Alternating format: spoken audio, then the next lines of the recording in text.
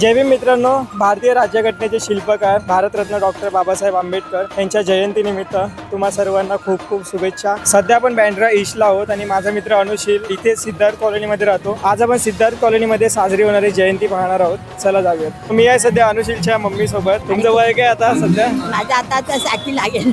60 लागेल, विचार करा। 60 लागले आणि तरी हे नृत्य पण शिकवता तुम्ही, क्लासेस घेतात। प्रथम सगळ्यांना जय भीम। आम्ही ह्या फक्त बुद्धिस्टच नाही आहोत, ह्याच्यामध्ये आमच्यामध्ये सगळ्या इतर कास्टच्या पण लेडीजेस आहेत। 5 वर्ष आम्ही हे लेझिम पथक चालवत आहोत। लेझिम पथकाचे मला महिलांचं खूप सहकार्य मिळतं। त्यांचं सहकार्य हे मोलाचं आहे आणि त्यामुळेच हा उत्साह आम्ही जोशाने दरवर्षी साजरा करतो। आणि ह्या वर्षीच्या जयंतीचं जास्त महत्त्व असं आहे की ह्या वर्षी डॉक्टर बाबासाहेब आंबेडकर हे जास्तीत जास्त लोकांना कळत चाललेले आहेत। त्याच्यामुळे चैत्यभूमीला पहा किंवा इतर विभागातही पहा, डॉक्टर बाबासाहेब आंबेडकरांचे जिथे तिथे बॅनर उत्साहाने लावतायत। हा उत्सव दिवाळी इतपतच साजरा होत आहे, याचं मला कौतुक वाटतं, कारण आज सर्वांना डॉक्टर बाबासाहेब आंबेडकरांचं महत्त्व समजलेलं आहे। ह्या वेळेला आता गाण्यांवरती प्रत्येक गाण्यांवरती प्रत्येक ह्याचे स्टेप असते आणि त्याच्यावरती त्या स्टेप प्रमाणे हे गाणं म्हणजे बाबासाहेबांचे, रमाबाईंचे असे गाणं घेऊन मग आमचे स्टेप प्रत्येक वेळेला आम्ही ते चालू करतो। डॉक्टर बाबासाहेब आंबेडकरांचा विजय असो।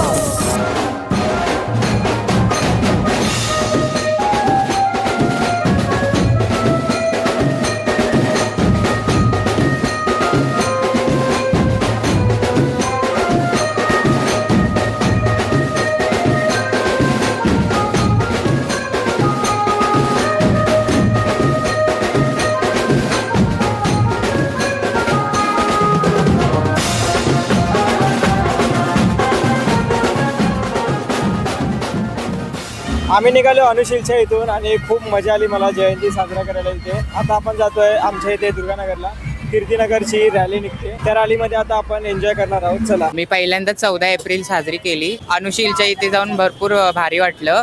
भीमगीतावर जे लेझिम झाल्या, पुढच्या वर्षी सुद्धा मी नक्की जायचा प्रयत्न करील। तुम्हा सगळ्यांना जयंतीच्या भरपूर भरपूर शुभेच्छा। जय भीम, नमो बुद्धाय। मित्रांनो, आता मी तुम्हाला गौतम नगरची भव्य अशी रॅली दाखवतोय। चला।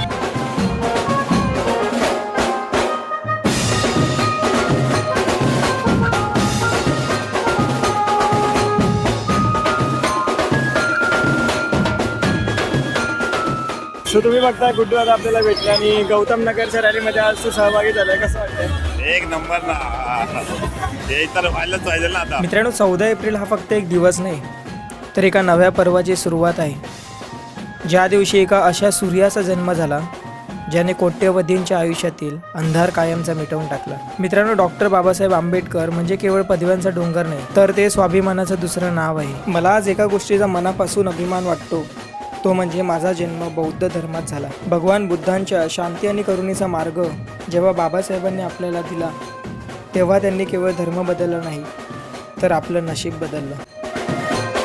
Hello everyone, I hope you are doing well. We are having a great time today and everything is going really well. I am happy to be part of this vlog. So stay connected and enjoy the video.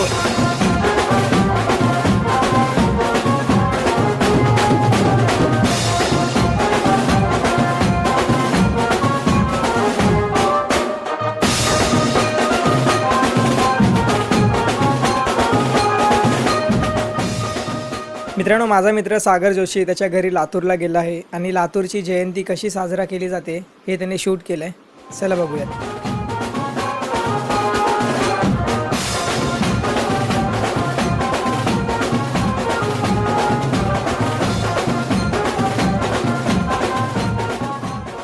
नमस्कार, मी सागर रवींद्र जोशी।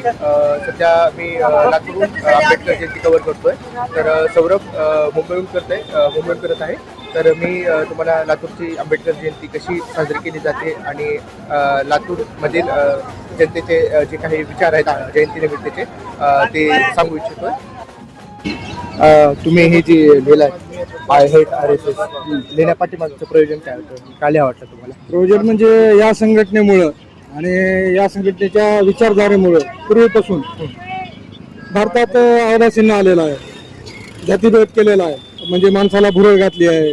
देव धर्म असं झालं तसं झालं ते सगळं करतात, त्यांना आपण पूजलं म्हणजे ते आपल्याला उद्धारतात, ही अशी एक तुतांडी कल्पना केलेली आहे.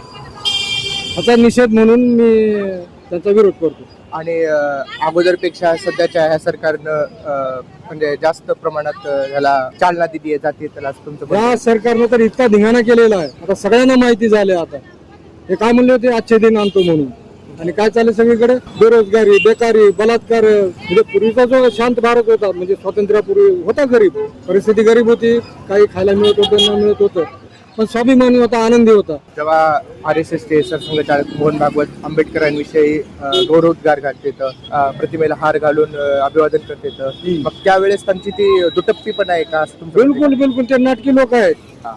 काही कृती केल्या म्हणजे इतर लोकांना काय अर्थ जातो की बाबा आहे ते धार्मिक सहिष्णू आहे, आणि प्रत्यक्षात जातीभेद कुणी निर्माण केला, ह्याच तत्वाने केला, ह्याच विचारधारेने केलेला. बाकी राम काल्पनिक आहे, कृष्ण काल्पनिक आहे, सगळे काल्पनिक आहे. हा? गणपती म्हणजे काय, पार्वतीचा मुळच आहे, असं काहीतरी भ्रामक कल्पना आहेत. या भ्रामक कल्पना घेऊन विज्ञान युगात जायचं का पाषाण युगात जायचं? 90% लोक पॉझिटिव्ह आहेत, त्यांना पटलं हे. त्यांचं तत्व कसं आहे, मुमे राम बगल में चूर. आंबेडकरांनी म्हटलं होतं की हाँ, राम नाम जपना, पराया माल अपना, देंगे दिलाएंगे ये करेंगे थापाडे. तुमचं नाव आणि तुम्ही काय करता? नाव काय तुमचं? माझं नाव, अच्छा, आणि काय करता? मी महाजनकोमध्ये एक्झिक्युटिव्ह इंजिनियर होतो, आता VRS घेतलेले आहे. तर मित्रांनो, सध्या तर मी या ब्लॉगला एंड करतो. आय होप तुम्हाला आजचा व्लॉग आवडला असेल, आणि सर्वांना परत एकदा जय भीम. मला माफ करा, व्हिडिओ अपलोड करायला थोडासा उशीर झाला आहे, 2 दिवस उशिरा अपलोड केला आहे मी. बट तुम्हाला आवडला असेल तर नक्की कमेंट करा. Thank you so much for watching. Bye bye, take care.